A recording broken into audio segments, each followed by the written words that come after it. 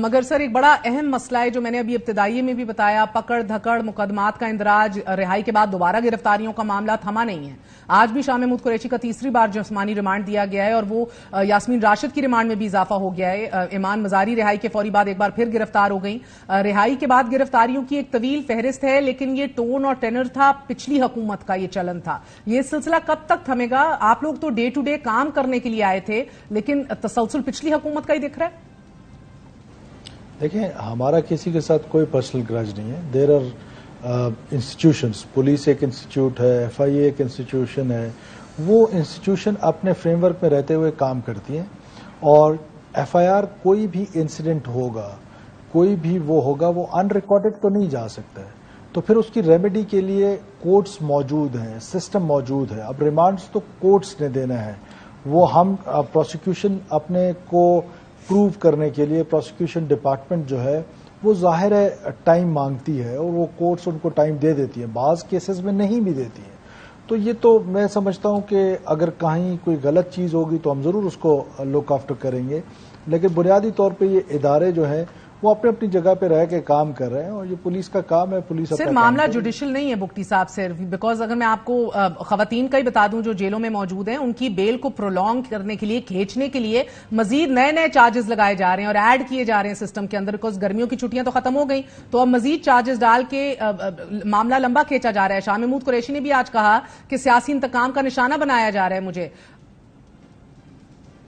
دیکھیں، شاہ محمود قریشی صاحب ہمارے بڑے ہیں، بزرگ ہیں ہمارے، وہ ایک سائفر کیس میں وانٹڈ تھے، اور یہ سائفر کیس پچھلی حکومت کے ٹائم پہ بنا تھا، اور میں سمجھتا ہوں کہ ٹھیک بنا تھا۔ اس سائفر کو انویسٹیگیٹ کرنے کی ضرورت ہے، جس کی بنیاد پر ایک اتنا بڑا نیریٹو کھڑا کیا گیا، اور پھر ایک آرگنائزڈ پولیٹیکل وائلنس ہم نے پاکستان کی تاریخ میں پہلی بار دیکھا ہے، جو 9 مئی کے شیپ میں آیا، اور اس نے ریاست کے نیوکلیس پہ حملہ کیا ہے، نیشنل ایسٹس پہ حملہ کیا ہے، شہداء کی یادگاروں کو جلایا گیا ہے، جناح ہاؤس کو جلایا گیا ہے، سو اینڈ سو آن۔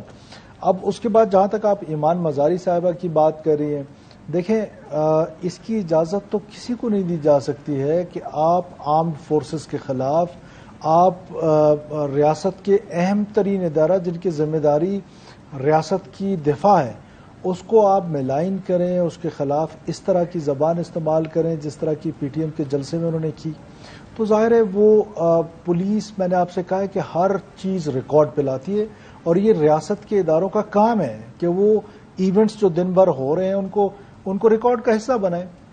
اب ریمیڈی کے لیے پلیٹ فارم موجود ہے، جس کیس میں ان کو ضمانت ملی تو اس میں تو نہیں ان کو گرفتار کیا گیا، غیر قانونی کام تو نہیں کیا گیا۔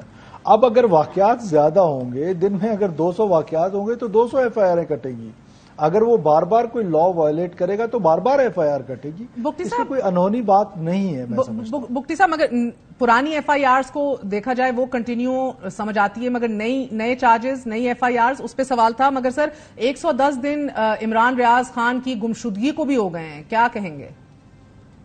مجھے اس طرح کی کوئی انفارمیشن نہیں ملی کہ عمران ریاض صاحب کدھر ہیں اور کہاں پر ہیں، ان کے کوئی ویئر اباؤٹس کا بھی مجھے نہیں پتا ہے، اور کس نے ان کو غائب کیا ہے۔ پنجاب حکومت شاید اس پر آئی جی پنجاب نے بہت پہلے کورٹ میں کوئی سٹیٹمنٹ دی تھی، اور مجھے اس بارے میں علم نہیں۔ آپ انٹیریئر منسٹر ہیں بگٹی صاحب، کیا آپ کے ریڈار کے اوپر ایک گمشدہ صحافی، ایک گمشدہ شہری نہیں ہے؟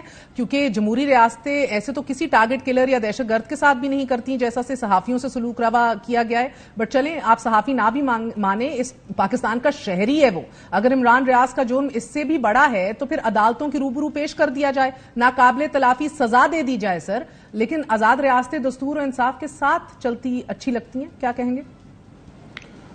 میرے ریڈار میں اس سے پہلے تو نہیں تھی، لیکن آج آپ کہہ رہی ہیں تو میں ضرور پتہ کروں گا۔ مجھے تو اس سے پہلے یہ بھی نہیں پتا تھا کہ وہ کہہ تو رہے ہیں لوگ کہ وہ مسنگ ہیں، ان کی فیملی کہہ رہی ہے، لیکن ظاہر ہے کہ ہم نے بہت سارے لوگوں کو دیکھے ہیں کہ جب تک کوئی سالڈ ایویڈنس نہ آئے کہ وہ واقعی مسنگ ہے، سیلف ڈسپیرنسز ہو سکتی ہیں، لیکن میں اس کیس کی بات نہیں کر رہا، اوور آل بات کر رہا ہوں۔ تو ظاہر ہے میں اپنے جو انسٹیٹیوشنز جو میرے نیچے ہیں، ایف آئی اے، اسلام آباد پولیس، اور اسی طرح باقی جو ہیں، میں آئی کین آسک دیم، اور میں یقین سے کہہ سکتا ہوں کہ ایف آئی اے یا پولیس اس طرح کام نہیں کر سکتی ہے کہ کسی کو غیر قانونی اتنا عرصہ، جیسے آپ فرما رہی ہیں کہ اتنے دن ہو گئے، وہ کسی کو غیر قانونی حراست سر بہت بڑا قدم ہوگا کانفیڈنس بلڈنگ کی طرف اگر آپ اپڈیٹ لیں اور قوم کو آگاہ کریں.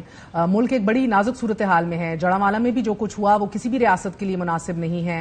اقلیتوں کو تحفظ فراہم کرنا ریاست کی ذمہ داری ہے. چرچز کو آگ لگا دی گئی, نان مسلمز کو غیر محفوظ کر دیا گیا. آئی جی آج فرما رہے تھے کہ اس واقعے میں را ملوث ہے, دشمن ملک کی انٹیلیجنس ایجنسیوں کا کردار ہے. As interior minister what more information do you have سر؟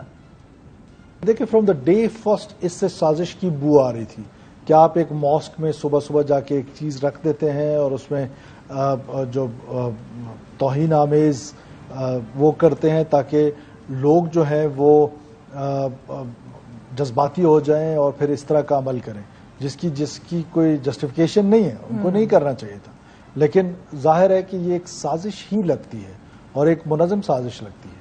اب ظاہر ہے آئی جی پولیس نے کہا ہے تو کچھ سالڈ ایویڈنسز ہوتے ہیں, کچھ سرکمسٹانشل ایویڈنسز ہوتے ہیں.